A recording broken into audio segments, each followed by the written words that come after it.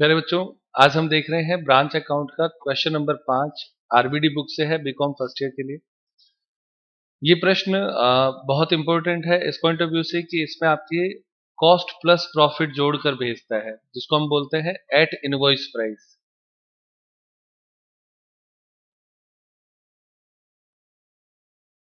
तो eight invoice price जब आ जाता है तो उस क्वेश्चन को कैसे सॉल्व करते हैं वो आज हम सीखेंगे। प्रश्न देखें, स्वदेशी कंपनी का मुख्य कार्यालय मेरठ में है और उसकी शाखा जयपुर में। तो हम जो ब्रांच अकाउंट बनाएंगे वो जयपुर ब्रांच अकाउंट बनाएंगे। मुख्य कार्यालय से शाखा को माल लागत मूल्य से 20% अधिक पर भेजा जाता है, तो कॉस्ट प्लस 20% करके भेजा जाता है, तो ये 20% प्रॉफिट हो गया। और शाखा नकद और उधार दोनों प्रकार की बिक्री करती है, कैश सेल्स और क्रेडिट सेल दोनों करती है। आगे सूचनाएं इस प्रकार से हैं, निम्न विवरण से मुख्य कार्यालय की पुस्तकों में शाखा खाता बीजक मूल्य पर एट इनवॉइस प्राइस लिख लेना। एट इनवॉइस प्राइस बनाइए एवं शाखा समायोजन खाता ब्रांच एडजस्टमेंट अकाउंट, शाखा समायोजन खाता यानी एडजस्टमेंट अकाउंट बनाना है, भी बनाइए। तो एडजस्टमेंट अकाउंट तब आता है जब आप प्रॉफिट जोड़कर बेचते हो, है ना, जिसको हम बोलते हैं एट इनवॉइस। तो एट इनवॉइस जब होगा तब एडजस्टमेंट अकाउंट भी बनेगा। अब आपके अन्य सूचनाएं किस प्रकार से हैं देखें। Stock at branch 1/1/2018 at invoice price, सही है। तो स्टॉक हो गया, टू में लिखेंगे branch stock. Debtors of branch 1/1/2018, तो टू आपके डेटर्स लिखेंगे, ब्रांच डेटर्स ओपनिंग, ये भी ओपनिंग है तो टू ओपनिंग पेटी कैश हो गया। तीनों ही ओपनिंग बैलेंस है, तीनों आपके टू में आएंगे और ये अमाउंट आ जाएगी। क्योंकि हमें अकाउंट इनवॉइस प्राइस पे बनाना है तो इनवॉइस प्राइस ही दी हुई है, इसलिए कोई दिक्कत नहीं है। Goods sent to branch at invoice price, ये भी आपके टू में आएगा। Cash received from branch, branch से कैश मिला तो ये बाय में आएगा, बाय बैंक या कैश जो हम लिखते हैं, जिसमें वो कहता है कैश सेल से 12,000 आए और कैश फ्रॉम डेटर्स, डेटर से 42,000 रुपए मिले, टोटल कितना आया 54,000 रुपए। तो हमें ये डायरेक्ट 54,000 की एंट्री कर सकते हैं। उसके बाद में आगे लिखा है cheque sent to branch, branch को चेक भेजा गया खर्चों के लिए, salaries, rent and taxes and petty cash. तो ये आपके सारे टू बैंक एक्सपेंसेस के नाम से आ जाएंगे तीनों। उसके बाद में लिखा है stock at branch at invoice price, तो ये क्लोजिंग हो गया, बाय में आ जाएगा। डेटर्स एट ब्रांच, ये भी क्लोजिंग हो गया, बाय में आ जाएगा। और पेटी कैश एट ब्रांच, ये भी बाय में आ जाएगा। तीनों ही क्लोजिंग बैलेंस भी आपको दे रखे हैं। तो ये आपका क्वेश्चन हुआ। इसमें मुख्य प्रश्न बस इतना ही पूछा गया आपसे कि अगर एट इनवॉइस प्राइस यदि हम अकाउंट बनाते हैं तो वो कैसे बनता है, और साथ में अपने को ब्रांच एडजस्टमेंट अकाउंट बनाना है। ये प्रश्न का मेन मोटो है, सिंपल क्वेश्चन है, अच्छा क्वेश्चन है, इंपॉर्टेंट मार्क कर ले इसे। बच्चों, क्वेश्चन नंबर 5 का answer Jaipur branch invoice price पे हमें ये अकाउंट बनाना है। तो सबसे पहले लाइन टू लाइन ट्रांजेक्शन चलने दो। टू ब्रांच स्टॉक, ब्रैकेट में एक शब्द लिखना है आपको IP, IP for invoice price. Invoice price में आपके दिया हुआ था ये, तो 3,600 इनवॉइस प्राइस सहित हो गया, यानी इसमें प्रॉफिट जुड़ा हुआ है। इनवॉइस प्राइस का मतलब क्या होता है, प्रॉफिट जुड़ा हुआ है। नंबर 2, ब्रांच डेटर कितना है 6,000। इसमें कोई लिखने की जरूरत नहीं होती है, जहां मैं लिख रहा हूं वो नोटिंग करते रहना। उसके बाद में टू ब्रांच पेटी कैश,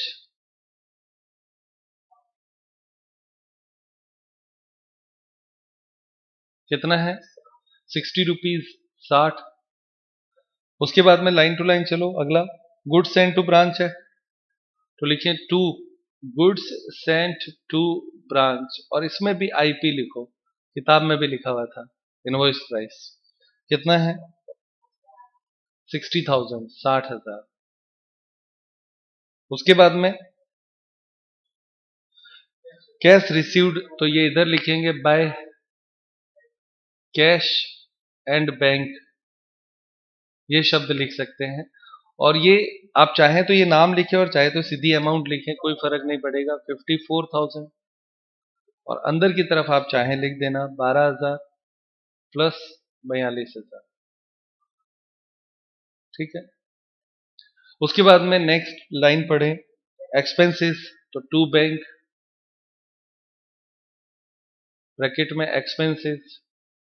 खर्चे आपके हैं salary, rent and petty cash, तो 1800 सैलरी का, प्लस आपके 300 रुपये रेंट का, और फिर आपके 220 रुपये पेटी कैश का।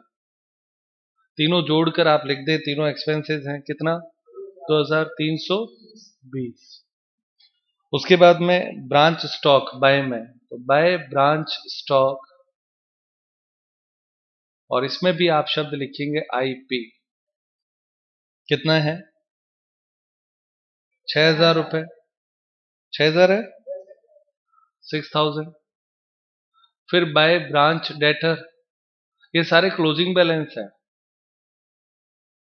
तो वो आपके कितना है 9,600। और उसके बाद में आपके है ब्रांच पेटी कैश, तो बाय ब्रांच पेटी कैश, वो आपके कितना है 40 रुपए। हो गया, सारी चीजें इसमें आ गई हैं। दोनों तरफ अंतर निकालेंगे, अंतर निकालो दोनों तरफ का। इसमें आप, मैं ये देखो हाईलाइट कर रहा हूं जिनको मैंने आईपी लिखा है, 1 2 3, ये आईपी है। ये 3 आईपी लिखने का मतलब है ये 3 ऐसी जगहें हैं जहां पे प्रॉफिट इंक्लूड है। वैसे ओवरऑल 4 होती है, 3 तो इसमें आ गई। एक goods send to branch return और होता है, तो वो भी आईपी पे ही होता है भाई, जितना मैंने आपको जोड़ के भेजा आप वापस मुझे वही तो वापस लौटाओगे। तो 4 जगह होती है जहां पे ये इंक्लूड होता है, याद रखना है। हाँ लिखिए इसमें 71,980, ये तो टोटल आती है। और अंतर जो है उसे आप लिखेंगे बाय ब्रांच एडजस्टमेंट।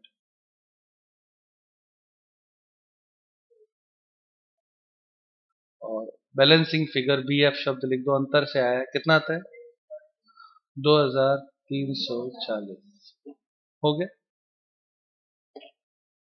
अब अपने को ये ब्रांच अकाउंट बस यहाँ पे हुआ, लेकिन अभी प्रॉफिट कैलकुलेशन नहीं हुआ है, इसलिए हमें एक खाता और बनाना है, ब्रांच एडजस्टमेंट अकाउंट। तो ब्रांच एडजस्टमेंट अकाउंट में सबसे पहले तो इसकी पोस्टिंग करेंगे, इधर ये बाय में है ना, तो वो इधर टू में आएगा, टू ब्रांच अकाउंट।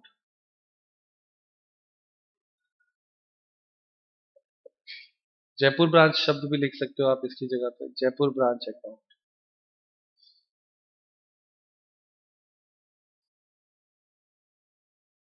ये पोस्टिंग से आया है, इस तरफ से है ना, याद रखना। कितना आया 2,340।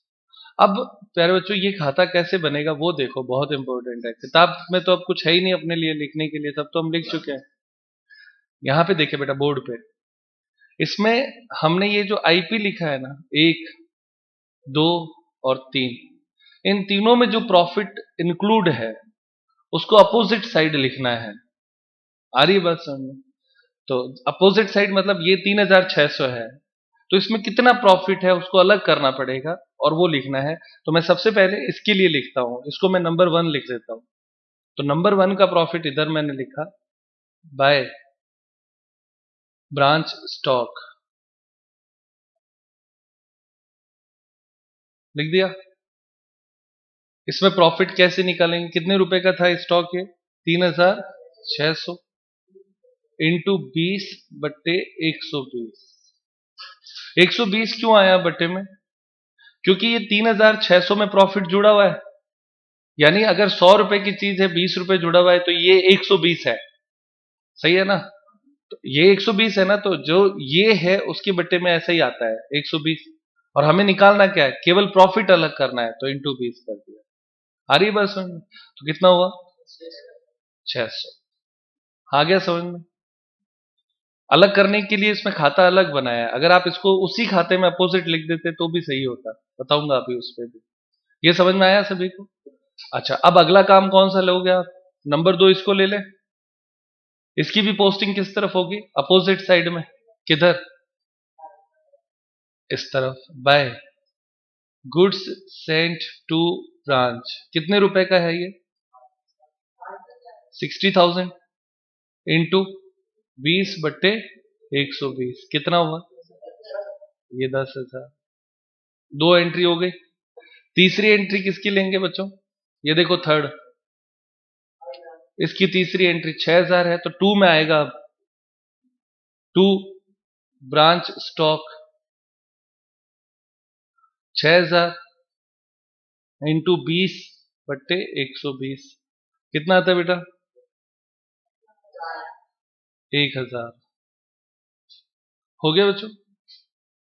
अब आप इसमें अंतर निकालेंगे, तो इधर का टोटल लगाओ, इधर का टोटल लगाओ। इस तरफ का टोटल आता है 10,600, इधर भी आप लिख दो 10,600, और अंतर निकालेंगे तो अंतर आएगा टू प्रॉफिट, बैलेंसिंग फिगर कितना? 7260। ये आपका आंसर आया था, दिया हुआ है। ठीक है, अब यही सवाल एक और तरीके से कैसे होता, आप जयपुर ब्रांच अकाउंट ऐसे ही बनाते एज यूजुअल। ये जो एडजस्टमेंट हमने अलग किया है ना, एडजस्टमेंट, उसको सीधा ऊपर लिख लेते हैं। ऊपर एज इट इज, माइनस नहीं करना है, एज इट इज ये खाता एक हो जाता, ये इस तरफ आ जाते, ये दोनों जो इधर लिखे ना अलग से खाते में वो यहां आते, वो जो इधर इस तरफ लिखा है वो यहां आ जाता, तो डिफरेंस वापस वही आ जाता। सही है ना? तो वो एक ही तरीके से आपके डायरेक्ट आंसर आ जाता है। ये भी तरीका होता है, पर चूंकि प्रश्न में हमें पूछा गया था कि ब्रांच एडजस्टमेंट अकाउंट बनाओ, तो हमने अलग बना दिया। आगे सवाल एक कराऊंगा जिसमें एक ही साथ सारा बनवा दूंगा, कोई दिक्कत नहीं है। नेक्स्ट क्वेश्चन देखते हैं। प्यारे बच्चों, अब हम देखते हैं क्वेश्चन नंबर 6। इसमें दिया हुआ है झुंझुनवाला की चूरू में एक शाखा है, तो चूरू ब्रांच हो गई। शाखा को माल का बीजक मूल्य लागत पर 25% जोड़कर भेजा जाता है, तो कॉस्ट प्लस 25% हो गया। आगे, शाखा को यह आदेश है कि वह प्रतिदिन की रोकड़ बैंक में प्रधान कार्यालय के खाते में जमा करे। जितना भी पैसा उसके पास आता है हेड ऑफिस के अकाउंट में डेली बेसिस पे जमा कराओ।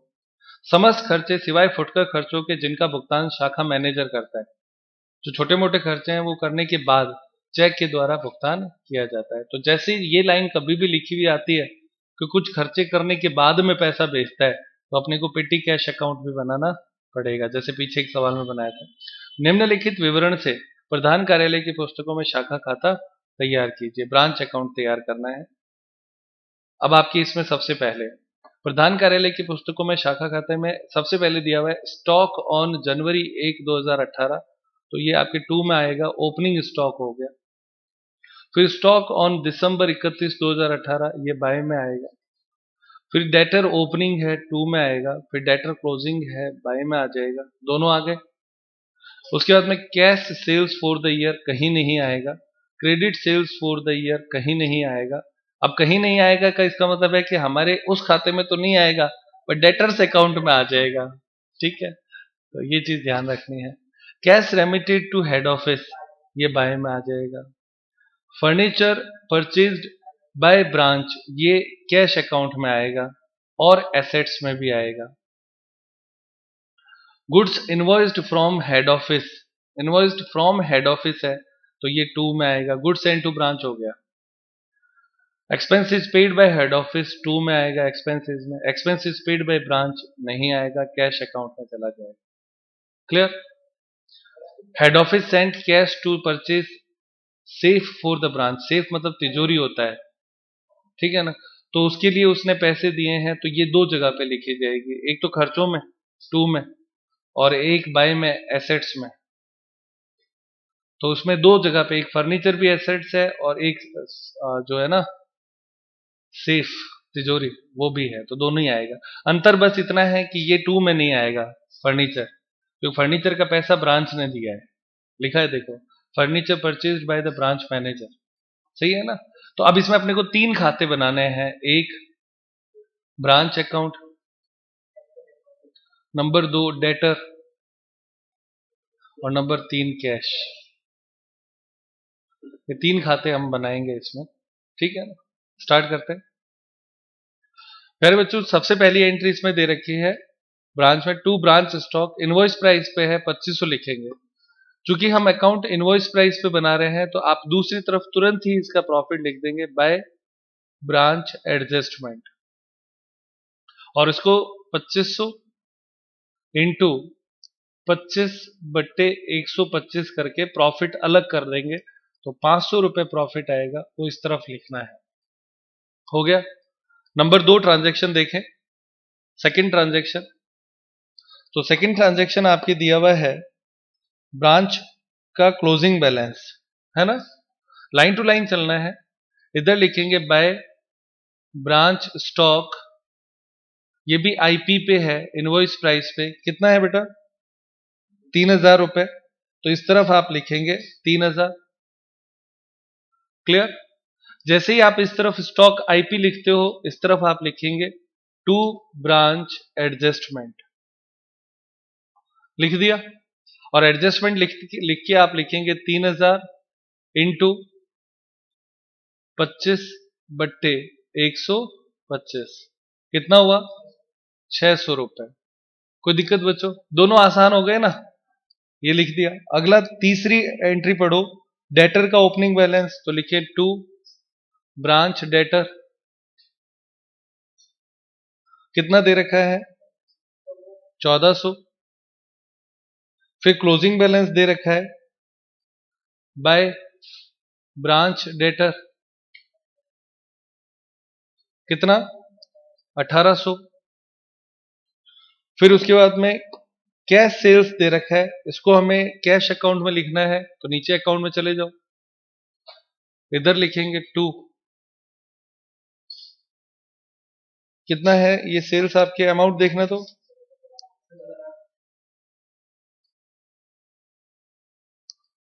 सेल्स 10,800। उसके बाद में आगे क्रेडिट सेल्स डेटर अकाउंट में आएगी, तो यहां पे लिखेंगे 2 सेल्स, कितना दे रखा है अमाउंट, हाँ 7,000। उसके बाद में आगे फिर लाइन से सवाल पढ़ो। हाँ बेटा, cash remitted to head office, कितना भेजा गया, तो वो इधर बाय में आएगा, बाय कैश, कितना है 15,000। ये 15,000 जो कैश भेजा था ना, वो इसमें भी आएगा, किसमें, कैश अकाउंट में, तो इधर आप लिखें बाय हेड ऑफिस,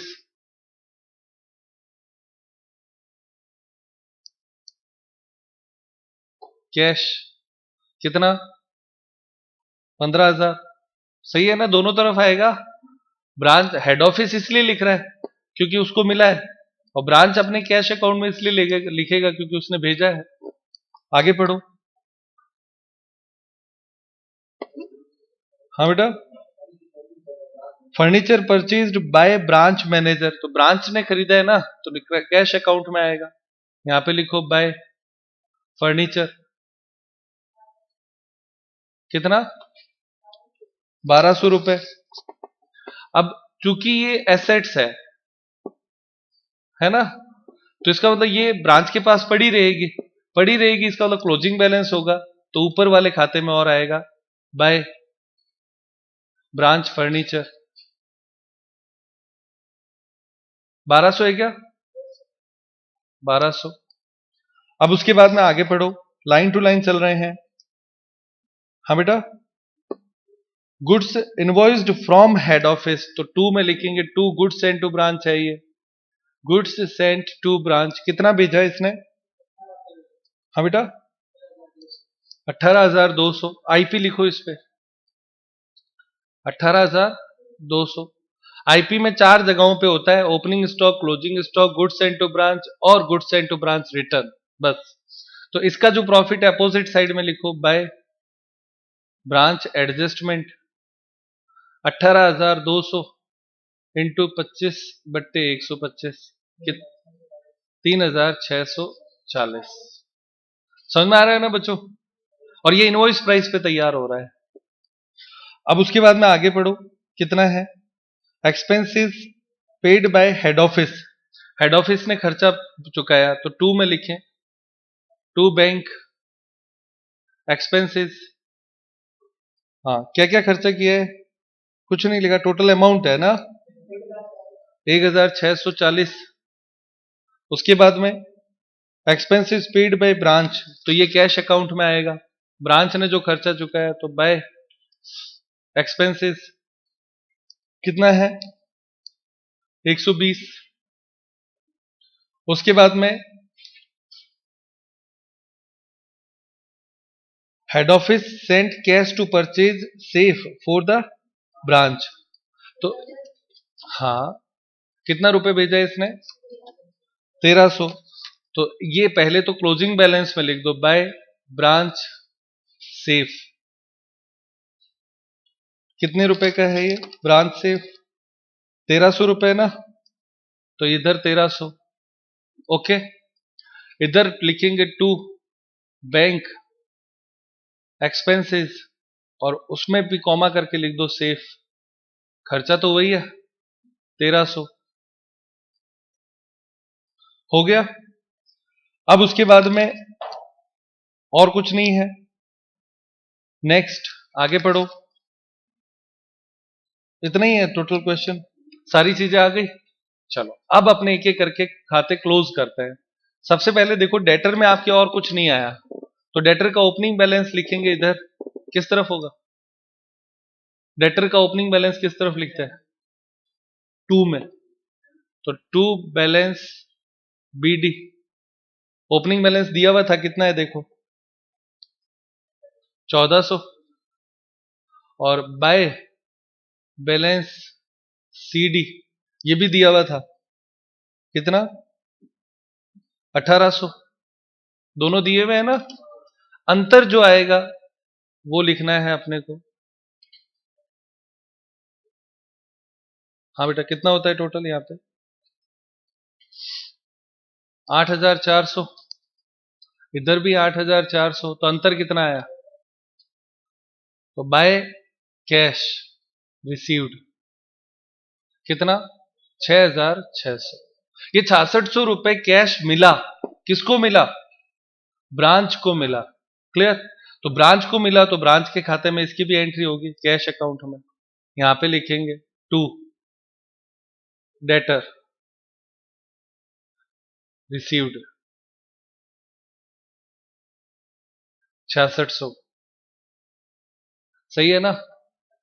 10,800 की इसने कैश सेल्स करी थी, और ग्राहकों से इसे 6,600 रुपए मिले, तो टोटल कैश इसके पास आया कितना? हाँ प्यारे बच्चों, कितना? 17,400। इधर टोटल में डिफरेंस आ रहा है क्या? बोलो, हाँ बोलो, कितने का अंतर आता है? लिखेंगे by balance CD, balancing figure 1080। ये क्लोजिंग बैलेंस ऑफ कैश है, किसके पास? ब्रांच के पास। ब्रांच के पास कितना रुपए पड़ा रह गया? 1080। क्लोजिंग बैलेंस लिखना पड़ेगा, यहां पे बैलेंस जो है वो कहां जाएगा? पहले खाते में, यहां पे आता है ना, तो लिखेंगे बाय ब्रांच कैश कितना 1080। अब आपका खाता पूरा तैयार है। इस तरफ का टोटल निकालो और अंतर निकालो, टोटल करो बेटा और अंतर निकालो। 27,520, इधर भी लिख दो 27,520, और अंतर जो है वो आएगा टू प्रॉफिट, बैलेंसिंग फिगर आएगा 1880। ये आपका आंसर आया प्यारे बच्चों, दिया हुआ है किताब में। तो इस तरीके से ये हमने इनवॉइस प्राइस पे पूरा खाता बनाया। और आप लोगों ने ये भी देखा कि देखो, एक इधर इनवॉइस प्राइस, एक यहाँ पे इनवॉइस प्राइस और एक यहाँ पे इनवॉइस प्राइस था। इन तीनों के अपोजिट डायरेक्शन में हमने उसका एडजस्टमेंट लिखा एक, इसका एडजस्टमेंट हमने लिखा इधर दो, और इसका एडजस्टमेंट हमने लिखा यहाँ पे, ये रहा तीन। ये तीन एडजस्टमेंट की एंट्री हमने वापस इसमें करी ताकि हम इनको अच्छे तरीके से समझ पाए। और ये हमने इनवॉइस प्राइस पे सारा क्वेश्चन सॉल्व किया। ठीक है पेरेंट्स, तो आज की क्लास यहीं समाप्त करते हैं पेरेंट्स।